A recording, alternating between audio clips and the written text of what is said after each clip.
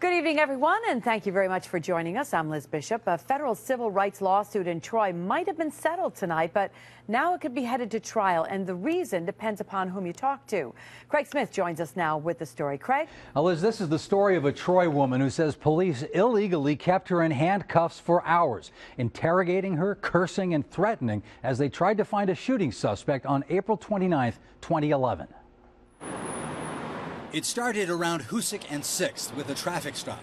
According to the lawsuit, an officer pointed his gun at Portia Venson, pulled her out of her car, eventually leaving her handcuffed at the police station, where she sat in the room alone for 3 hours, waiting for a detective who she accuses of threatening to jail her as he tried to make her confess her involvement.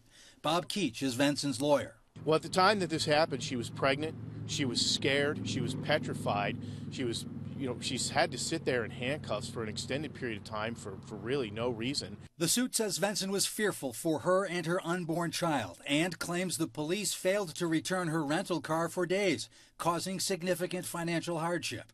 The settlement before the Finance Committee would pay Venson $23,000. Councilman Robert Doherty thought it should be tabled, partly to avoid more lawsuits. We have some obligation to assure that the cause that created the settlement has been addressed.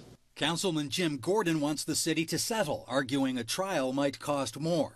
I put a lot of faith in the leadership in the police department to be able to handle their personnel issues properly.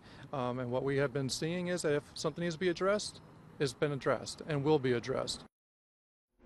Venson filed the lawsuit 3 years after that night, after she had met Keach while he was working on another case where police wrongdoing was alleged. The police spokesman said tonight he would defer to the chief, and the chief's on vacation.